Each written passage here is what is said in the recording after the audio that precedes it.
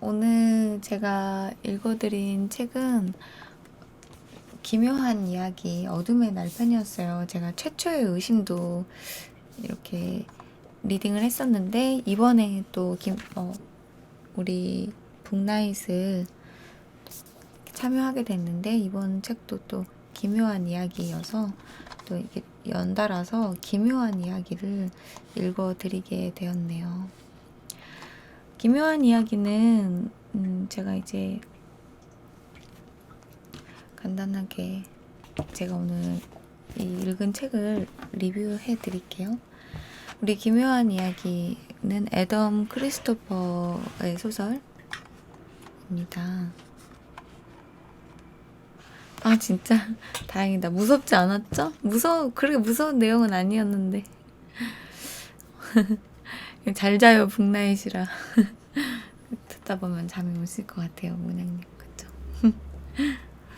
우리 애덤 크리스토퍼의 소설 기묘한 이야기, 이 어둠의 날은 제가 또 저번에 최초의 의심을, 기묘한 이야기 최초의 의심을 또 리딩하고 또 제가 또 리뷰도 했었는데, 이번 책도 기묘한 이야기 또 시리즈예요. 저는 이 기묘한 이야기를 넷플릭스 통해서 이제 접하지 않았거든요. 혹시 넷플릭스 통해서 보신 분들 계신가요?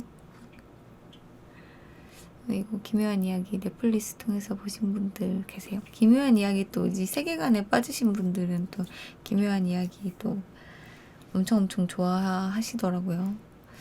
저는 잘 자요 북나잇 컨텐츠로 선정된 책으로 이게 순수 글로서만 기묘한 이야기를 이렇게 받아들이게 되었는데요. 기묘한 이야기 어둠의 날은 제가 전에 리뷰하고 리딩해드렸던 기묘한 이야기 최초의 의심과 이어지는 이야기예요. 넷플릭스를 통해 기묘한 이야기 시즌4까지 이렇게 영상으로 접하지 않고 이렇게 책으로 또 글로 이렇게 만난 입장이잖아요. 저는 그 입장에서 리뷰를 진행하려고 해서, 혹시 기묘한 이야기를 드라마로 보신 분들은 그런 점들을 좀 참고해 주세요. 제가 영상을 안 봤기 때문에 좀 모르는 부분도 많이 있을 것 같아요. 그래서 제가 혹시 모르는 부분이 있다면 채팅을 통해서 같이 소통하면서 제가 드라마 시리즈에서 진행된 기묘한 이야기 부분에서 알게 되면 책의 묘미를 좀 더 느낄 수 있는 부분을 알려주시면 좋을 것 같아요. 책을 통해 드라마를 보면서 이게 부족했던 인물들의 서사에 대한 이해도를 높이고 또 함께 공감하고 소통했으면 합니다. 또 채팅도 많이 찾으세요, 여러분. 우리 먼저 기묘한 이야기 어둠의 날은 기묘한 이야기의 두 번째 공식 소설이에요. 여기 또 적어져 있죠. 우리 기묘한 이야기 시즌4 공개 기념 공식 프리퀄 출간이라고. 첫 번째는 제가 저번에 해드린 최초의 의심이고, 또 저는 사실 특별히 좀 드라마를 보지 않아서 충분히 기묘한 이야기의 이 세계관을 이해하지 못할 거라고 생각했는데, 저는 그냥 책으로 그냥 원투를 이렇게 다 느꼈는데 다 충분히 이해할 수 있었고 의아한 부분 없이 세계관에 빠질 수 있었어요. 이제 먼저 기묘한 이야기 어둠의 날의 주인공은 지금 넷플릭스에서도 방영 중인 기묘한 이야기 시즌4에서 반전 역할을 하던 호킨스 마을 경찰서장 짐 호퍼의 뉴욕 경찰청 강력팀에서의 형사 시절의 이야기를 담고 있어요. 제가 계속 호퍼의 입장으로 리딩을 해드렸거든요. 그래서 기묘한 이야기 최초의 의심편에서 나왔던 신비한 아이를 혹시 기억하시나요? 초현실을 만들어낼 수 있는, 그리고 또 우리 기묘한 이야기 최초의 의심은 그 브레너 박사가 나오잖아요. 그래서 브레너 박사의 연구에 가담되었던 11을 혹시 기억하시나요? 11이 이제 그 L의 후견인이 돼요, 호퍼가. 그래서 인디애나주 호킨스 마을에 이 경찰서장이 돼요. 7년째 자신의 인생을 받아들이며 딸 세라를 잃고, 우리 호퍼가 딸이 있었는데 딸을 잃게 돼요. 그런 부분은 지금 이 책에는 안 나오는데, 아무튼 딸을 잃고 부인과 이별을 하면서 애를 입양하게 되면서 애의 후견인이 되고 애를 입양해 살아가고 있는 이제 그런 내용 중, 이제 크리스마스 시즌이 돼서 크리스마스를 이제 엘과 조용히 보내고자 하는데, 호퍼에게 엘은 그 집 마루 밑에다가 호퍼가 넣어두었던 이제 그런 상자들을 발견하고, 그 상자들 속에 그 글들이 있을 거 아니에요. 이제 그 글이 베트남, 뉴욕에 관한 글들이 있기 때문에 엘은 되게 궁금함을 가지면서 호퍼에게 베트남, 뉴욕에 관한 질문을 하게 돼요. 그래서 1984년이 배경이거든요. 그래서 그 이야기를 엘이 호퍼에게 듣게 되는 시간은 1984년이고 1977년은 과거가 돼요. 그래서 1984년을 살아가고 있는 호퍼는 엘에게 과거 1977년 뉴욕에서 일어났던 일들을 이야기해주게 되는데요. 이 책에서 1984년은 현재고 1977년은 과거로 이 현재와 과거가 왔다 갔다 하면서 소설이 진행됩니다. 호퍼는 조국을 위해 이 베트남 전쟁에 참전한 참전 군인이었어요. 오늘 이야기해드릴 이 기묘한 이야기 어둠의 날은 이 베트남 전쟁 참전 군인이 키워드입니다. 어둠의 날의 주인공은 엘이 아니고요. 1984년을 살고 있는 1977년의 호퍼의 과거 이야기이거든요. 그래서 1970년 이제 뉴욕에 관한 이야기인데, 1970년 뉴욕은 치안이 불안했고 또 온갖 갱들로 혼란스러운 시기였어요.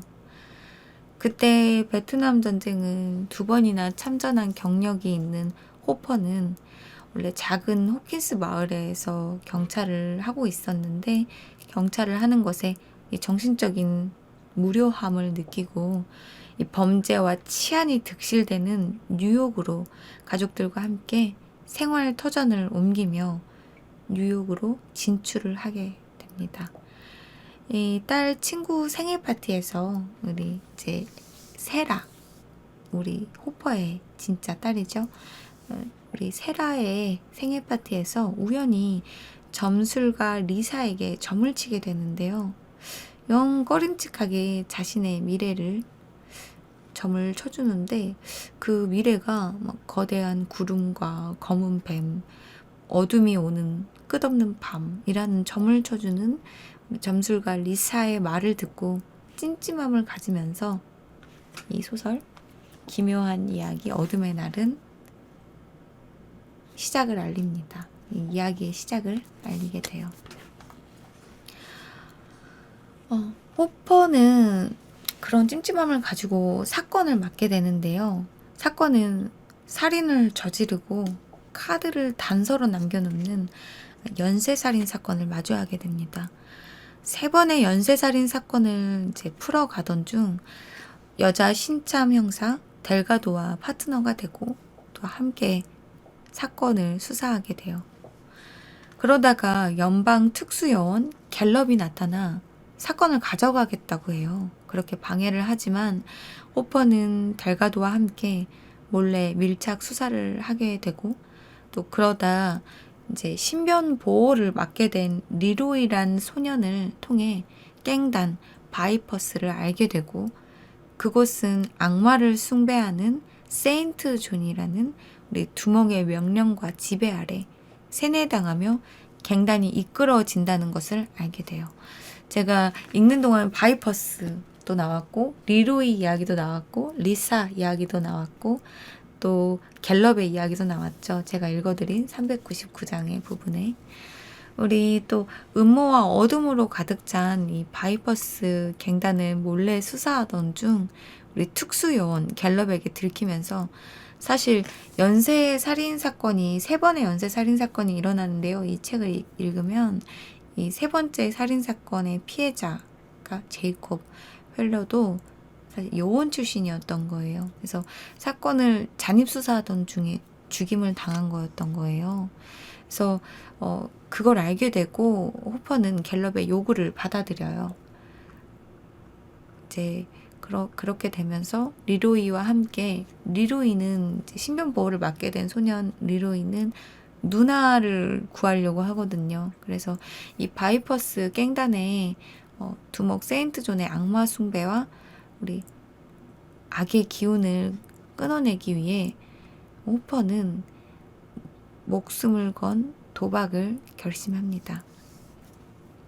바이퍼스 갱단이었던 리로이의 도움으로 바이퍼스에 가입하고 또 이중 간첩을 하게 돼요. 이중 간첩 스파이를 자처하며 경찰에서는 비리를 저지르고 이렇게 도망간, 사건 비리를 저지르고 도망간 경찰로 자신의 신분을 바꾸면서까지 세인트 존의 악의 행각을 수사를 합니다. 베트남 참전 용사인 우리 호퍼는 베트남 전쟁 당시 베트남 특수 임무를 지원하며 실험 연구 재료로 쓰인 우리 바이퍼스의 두목 세인트 존의 신임을 쉽게 얻게 돼요. 세인트 존은 이 베트남 전쟁에 세인트 존도 참전 군인인데 베트남 특수 임무를 지원을 한 거예요. 세인트 존이. 그래서 실험 연구 재료로 쓰이게 되고 그런 이 아픔과 그런 좀 이 상처가 있는 세인트 존에게 우리 호퍼도 베트남 참전 군인이잖아요. 2번이나 참전했기 때문에 세인트 존이 호퍼에 대한 신임이 빠른 시간 얻게 되는 거죠. 호퍼가 세인트 존의 신임을. 그래서 카드 살인 사건인 그걸 제나 카드 연쇄 살인 사건이라고 말을 하게 되거든요. 이 책을 읽다 보면은. 그래서 이 연쇄 살인 사건은 우리 베트남 참전 군인들의 모임에서 참전 군인들이 변을 당했다는 것을 알게 돼요. 그래서 사실 뭐 읽다 보시면 아시겠지만 찾아보니까 군인들이 그 참전 군인들 모임이 있는데 이게 왜 미국은 영화 보면 그런 거 있잖아요. 왜 혹시 그 영화 보셨나요? 그 유전이라는 영화를 봐더라도 그 이렇게 뭐 알코올 중독자 모임 뭐 이렇게 모임이 있어요. 그래서 뭐 강당 같은 거 빌려가지고 서로 이렇게 이야기를 하면서 이렇게 좀 그렇게 이겨나가려고 하는 그런 다른 사람의 얘기를 들으면서 그런 모임이 있더라고요. 미국은. 그것처럼 우리 베트남 참전 군인들 모임에서 또 그런 모임이 있었는데 참전 군인들이 변을 당한 거예요. 연쇄살인 사건에. 그래서 세인트 존은 악마, 또 즉 사탄의 뜻으로 마음이 약하고 상처받은 사람들을 교화시켜서 자신의 사람으로 만들고 뱀의 날을 기다리며 온갖 범죄와 이단 짓을 저지르게 한 거예요. 예, 처음 나왔던 점술가이기도 하고 마술사이기도 하지만 또 심리 상담가인 리사가 자신도 모르게 세인트 존에게 많은 악의 영향을 주었다는 것을 알게 돼요. 리사가 제가 아까 리딩했던 부분에서 보면은 변을 당하게 되죠. 리사는 책을 읽다 보면 마술사이기도 하고요. 점술사이기도 하고 되게 많은 일을 하시더라고요. 그런 걸 알게 돼요. 그래서 사람이 너무 똑똑해도 안 된다는 생각이 들더라고요. 사건이 점점 좀 기묘하게 흘러가게 돼요. 아, 리사랑 세인트 존이 연관성이 있었구나를 알게 되면서 점점 사건은 기묘하게 흘러가게 됩니다. 우리 세인트 존은 베트남 참전 당시 이게 넘버 제로 실험자였어요. 넘버 1, 넘버 2 이렇게 있는데 넘버 제로였던 거예요. 그래서 이 전쟁은 자신을 슈퍼맨으로 만들기 위해 실험을 진행했다고 주장하지만 그 실험을 통해 세인트 존이라는 악마를 태어나게 한 셈이 된 거죠. 왜 그 영화 보면은 아이언맨도 그렇고 그리고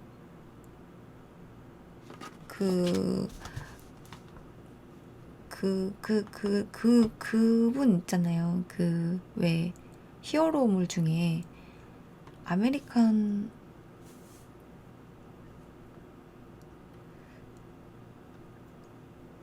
그 히어로 이름이 뭐였더라? 기억이 안 나네. 갑자기. 그 왜 아이언맨도 그렇고 왜 캡틴 아메리카. 맞아요. 쯔쯔님 맞아. 캡틴 아메리카 그것도 보면은 저도 자세히 보진 않았는데 거기서 보면은 거기도 굉장히 막 왜소하고 키도 작고 막 이러는데 그 사람한테 실험을 하잖아요. 그러면서 정말 뭐 완전 히어로로 만들잖아요. 그것처럼 이렇게 그런 실험들이 전쟁 당시에 있었다고 하네요. 캡틴 아메리카 쯔쯔님 감사해요. 맞아. 캡틴 아메리카가 생각났어요. 그 실험하는 걸 제가 그 영화로 봤었을 때, 저렇게 막 왜소하고 막 어깨도 이렇게 좁은데 막 이렇게 막 커지잖아요. 그래서, 이게 그런 실험이 진짜 영화가 없는 얘기는 아니구나라는 생각이 들더라고요. 그래서, 세인트 존도 캡틴 아메리카처럼 넘버 제로 실험 제로였고 그 실험을 통해 세인트 존은 그 실험을 중단해서 다시 미국으로 갔지만 세인트 존의 마음속에 악마가 커져버린 거죠. 악마를 만들어버린 거죠. 그렇게 세인트 존은 악마가 되었어요. 그래서 이제 제가 이 책을 읽으면서 1977년? 이게 가장 좀 여기 뒷면에도 바로 써져 있는데 1977년 여름에 아주 이상한 일이 일어났어 라는 이 뒷면에 글이 써져 있어요. 이 책 속에 이 뒷면에 쓰는 글은 굉장히 책의 중요한 중심이거든요. 저는 좀 궁금해가지고 저 찾아봤어요. 진짜 정전이 있었나. 근데 정말 정전이 있었더라고요. 실제로 뉴욕에. 그래서 여러분은 혹시 1977년 7월 13일 뉴욕의 대규모 정전 사태를 아시는 분이 혹시 계신가요? 저는 몰랐어요. 저는 몰랐는데 이 책을 읽으면서 이제 진짜 있었을까 이런 게 그냥 궁금해서 한번 쳐봤는데 1977년 7월 13일 뉴욕에 대규모 전전 사태가 실제 있었던 이야기였어요. 제가 읽어드린 위험한 발견 39장 위험한 발견도 1970년 7월 13일 뉴욕시 사우스 브롱크스로 시작을 하죠. 맞아요. 쭈쭈님. 맞아요. 1977년 그때 정말 그런 아이도 많이 그걸 갖게 되고 그렇다고 하더라고요. 1977년 7월 13일 뉴욕의 대규모 전쟁 사태에 대해서 이 어둠의 날은 실제 정전 사태를 기반으로 이야기를 써내려갔어요. 1977년 7월 13일은 소설에서 가장 중요한 날이거든요. 바로 뱀의 날이었죠. 이 기묘한 이야기 어둠의 날을 이해하려면 1970년 미국을 알아야 하고 1977년 미국의 국민들은 어떤 상황이었는지 알게 되면 이 책이 더 여러분에게 와닿을 것 같아요. 그랬어요. 생후 2개월 때였어요.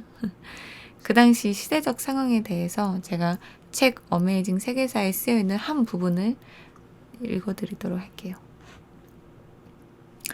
오늘날 전기는 현대 문명을 떠받치는 가장 중요한 요소인데요.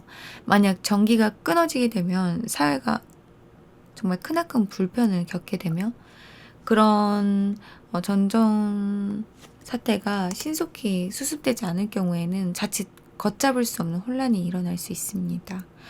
전기가 보편화된 20세기에 대규모 전전 사태가 곧바로 엄청난 사회적 혼란과 재앙을 초래한 사례가 있는데요. 역사상 최악의 정전 사태는 1977년 7월 13일 미국의 대도시인 뉴욕에서 일어났습니다. 이전인 1965년 11월 9일에도 안녕하세요 야마님 대규모 정전이 발생했지만 저 컨텐츠 중이에요. 잠깐만 기다려주세요. 대규모 정전이 발생했지만 1977년에 벌어진 정전 사태는 그보다 규모 면에서 더 컸고 심각한 후유증을 낳았습니다.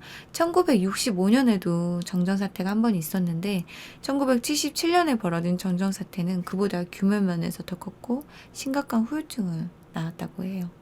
사건의 원인은 뉴욕시에 전기를 공급하는 웨스트체스터 카운티의 콘 에디슨 발전소에 벼락이 떨어졌기 때문이었습니다. 4차례나 계속된 낙뢰로 발전소의 정력망이 마비되었고 그에 따라 뉴욕시에 더 이상 전기를 보내지 못하게 되었던 것입니다. 뉴욕시의 정전은 깜깜한 밤인 저녁 8시 30분부터 시작되었습니다.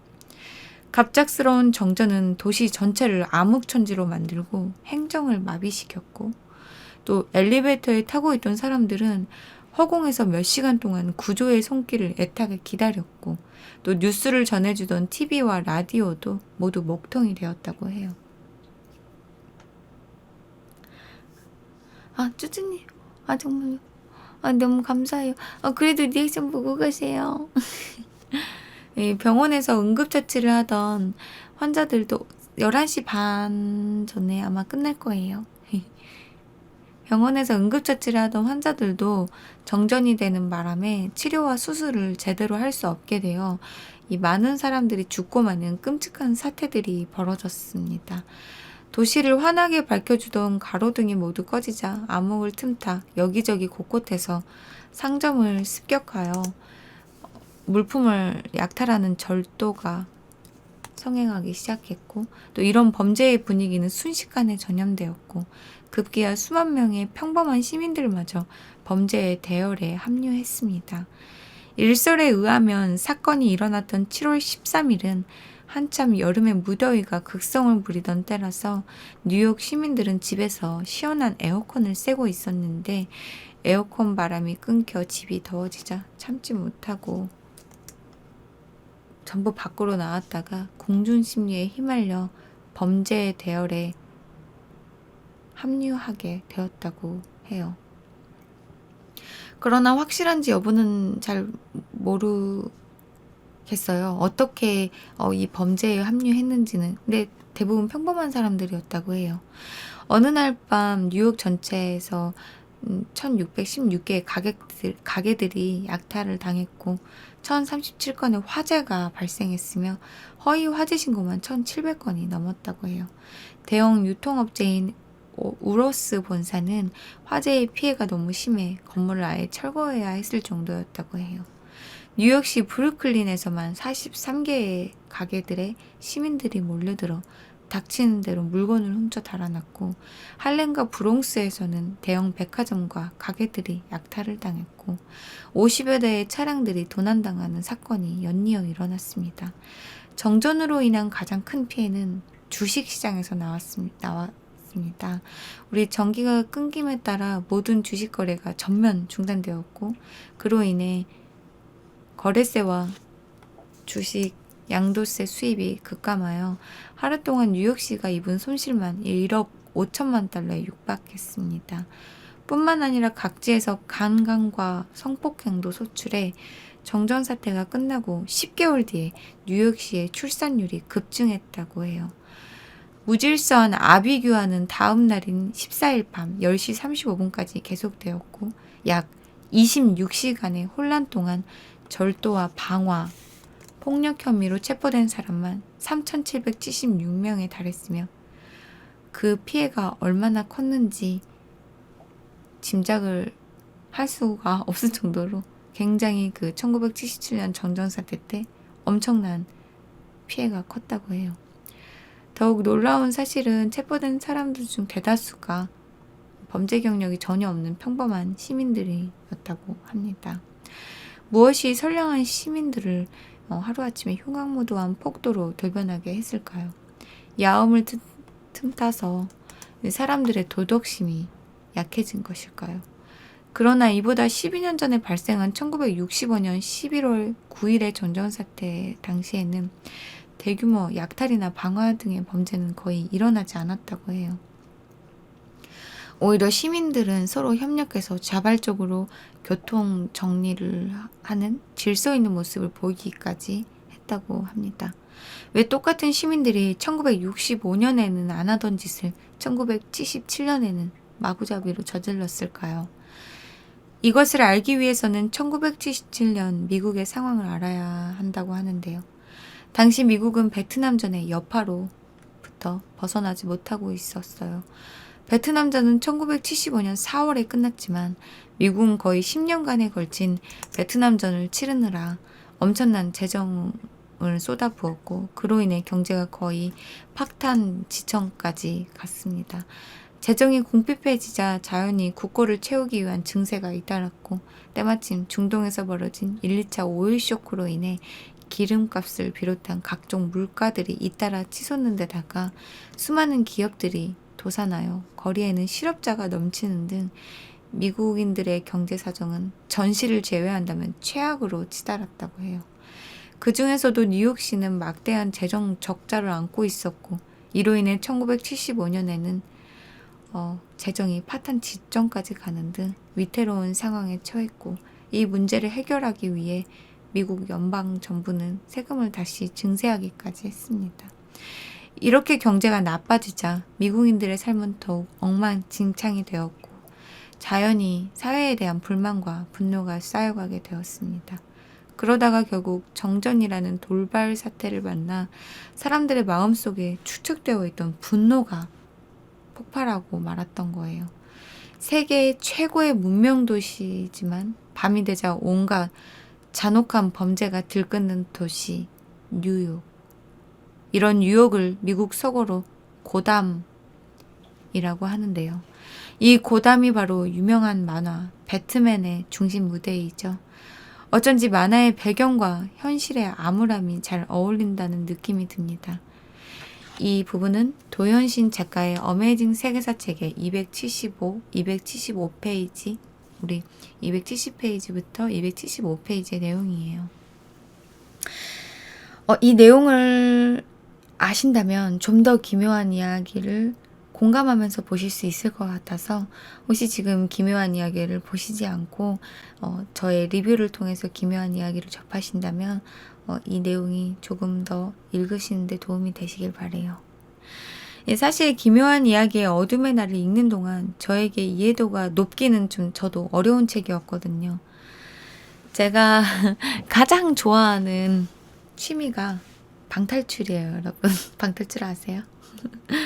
저는 방탈출을 정말 좋아해요. 왜냐면 방탈출을 하게 되면은 제가 그 영화 속의 주인공이 된 느낌이 들거든요. 저는 배우를 하고 싶어 하는 배우를 꿈꾸는 아이였잖아요. 그런 저에게 이렇게 세트장 같이 준비된 무대이고 그곳에서 내가 주가 돼서 사건을 풀어가는 그리고 문제를 풀어가는 방탈출을 그리고 또 스토리가 있고 또 문제를 풀어가면서 이야기들을 하나씩 펼쳐나갈 수 있잖아요. 그리고 생각할 수 있고 그 캐릭터에 이입이 될 수 있는 정말 방탈출은 저에게 최고의 취미인데요. 제가 가장 좋아하는 취미가 방탈출인데 그중에 혹시 뭐 방탈출 방송 보시는 분이 하시는 분들 계실지 모르겠는데 제로월드라는 곳이 있어요. 제가 제로월드를 참 좋아하는데 제로월드에 IM이라는 테마가 있거든요. 나중에 혹시 심심하시면 친구들이랑 제로월드에 가셔서 IM 테마를 한번 해보세요. 재밌어요. 저는 IM이라는 테마를 하면서 사실 이런 수사물, 형사에 관한 이야기에는 전 정말 흥미가 없는 아이거든요. 근데 그 IM 테마를 하면서 그 방탈출 테마를 통해서 수사물에 대한 그림을 그려나가고 단서에 대한 호기심에 대한 훈련이 됐어요. 그러니까 어떤 살인사건이 벌어지면 형사 입장에서 그 사건 파일들을 보고 IM 테마를 하시면 그럴 수 있거든요. 이렇게 다 테마들을 보면서 그 사건들을 유추해 나가고 이 사건이 왜 일어났는지 범인은 어떤 사람인지 그런 수사 내용들을 보면서 이렇게 유추해 나갈 수 있는 게 좀 그렇게 재밌는지 몰랐거든요. 근데 제가 하게 되니까 굉장히 재밌더라고요. 그래서 저는 사실 그런 수사물, 살인사건에 대한 관한 내용들에 대한 이해도가 많이 낮은 아이인데 그 방탈출을 하게 되면서 수사물에 대한 그림을 그려나가는 훈련이 되어서 좀 그 후에 기묘한 이야기를 만나서 조금 더 이 책을 이해하는데 뭐 좀 더 이 호퍼의 감정이 들어가는데 조금 더 수월했던 것 같아요.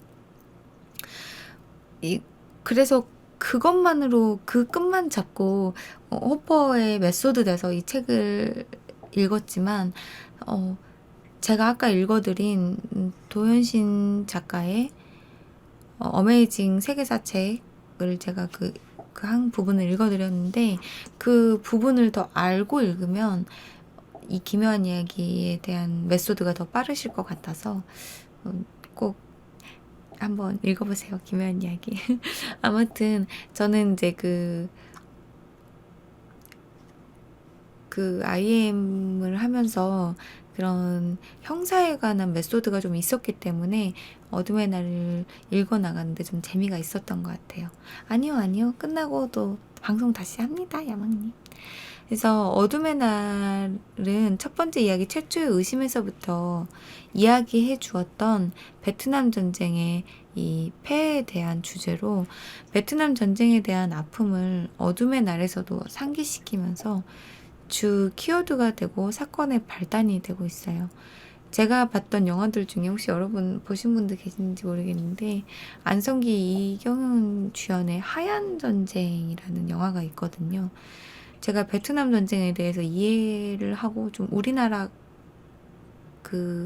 마음으로 이렇게 이해할 수 있었던 건 하얀 전쟁과 또 영화 불신지옥에서 나오는 경비원이 있는데 그 귀감령에 맡으셨던 그 경비원이 약간 베트남 전쟁 트라우마가 좀 있는 분이셨거든요. 이제 뭐 그런 것들이나 아니면 영화 알포인트는 많이 보셨을 것 같아요. 워낙 유명한 영화니까. 이 알포인트도 이 베트남 전쟁에서 오는 그런 이야기들이잖아요. 그래서 우리나라도 아픔이 엄청났다라는 거, 전쟁은 모든 사람에게 다 아픔이지만 그런 걸 좀 이렇게 영화를 통해서 느꼈었는데 우리나라에도 이렇게 피할 수 없는 아픔이지만 미국 하면은 굉장히 강한 나라라고 생각을 했는데 강할 것 같기만 했던 미국도 이렇게 큰 상처와 혼란이었다는 것을 좀 다시 한번 느끼면서 이 전쟁에 대한 아픔의 마음이 좀 많이 아렸고요. 그렇게 이 책의 키워드를 느끼며 감사합니다. 뉴욕의 대규모 전전 사태를 배경으로 뱀의 날에 악마의 날로 이렇게 이야기를 끌어가는 것을 보고 우리 인터넷에 이제 또 제가 또 검색해봤잖아요. 정전은 1977년 뉴욕 정전에 대해서 검색해보고 이 실제 일어난 전전 사태라는 것에 대해서 또 공감을 하면서 좀 더 책에 대한 이해도가 높아졌던 것 같아요. 우리 기묘한 이야기 어둠의 날은 70년대 베트남 전쟁에 참전 용사들인 사회에 복귀하면서 사회와 단절되고 고립되면서 오는 정신적 스트레스를 다룬 이야기이고요.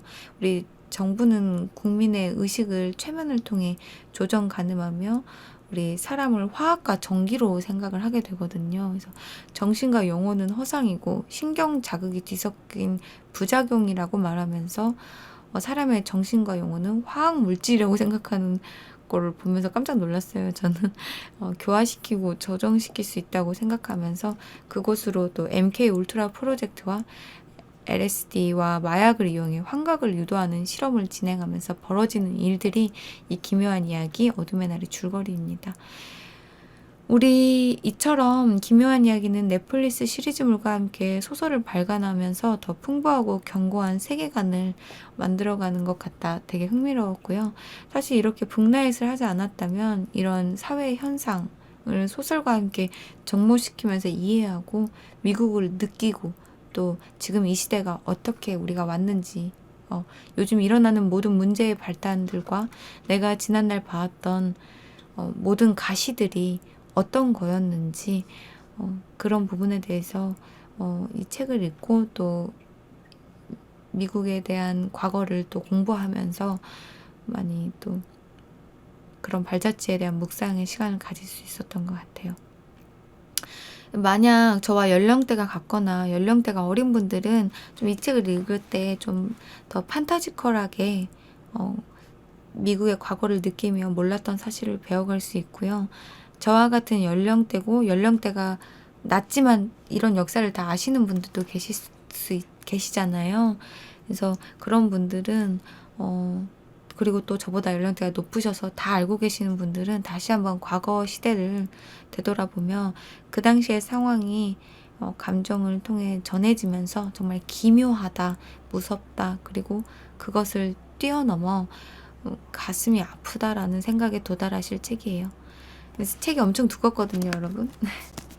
책이요, 거의 벽돌이에요, 벽돌.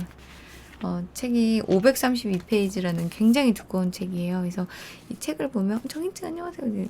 책 읽기 싫다 이런 생각이 들 수 있어요. 전 들었거든요. 너무 두꺼워서 이거 뭐 어떻게 읽지? 이렇게 생각했었는데 그래도 제가 이때 아니면 또 언제 이걸 또 공부해보고 또 느끼겠어 해서 정말 인내심을 가지고 읽었어요.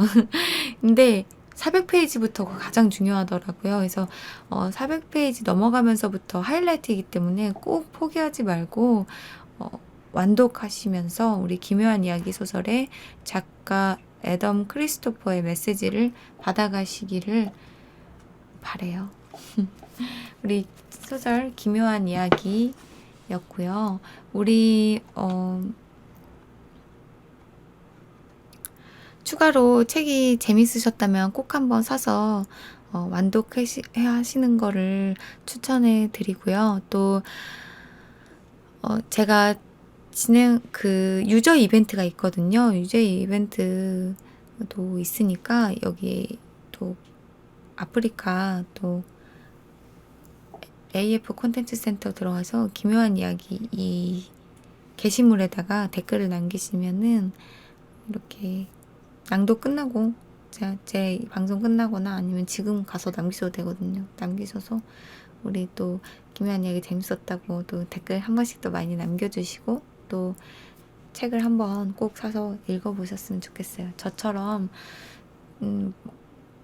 아는 게 별로 없고 가방끈도 짧은 저같이 아는 거 없는 사람이 이 기묘한 이야기 소설을 읽으면서 최초의 의심부터 어둠의 날까지 읽으면서 사실 정말 바보같이 미국의 70년대, 60년대 그리고 베트남 전쟁에 대한 아픔과 이런 것에 대해서 그냥 뭐 예전의 이야기라는 생각으로만 살아오다가 제가 기묘한 이야기를 만나면서 좀 더 생각하게 되고 그리고 또 미국에 대해서 좀 더 알게 되고 많은 생각을 하게 됐거든요.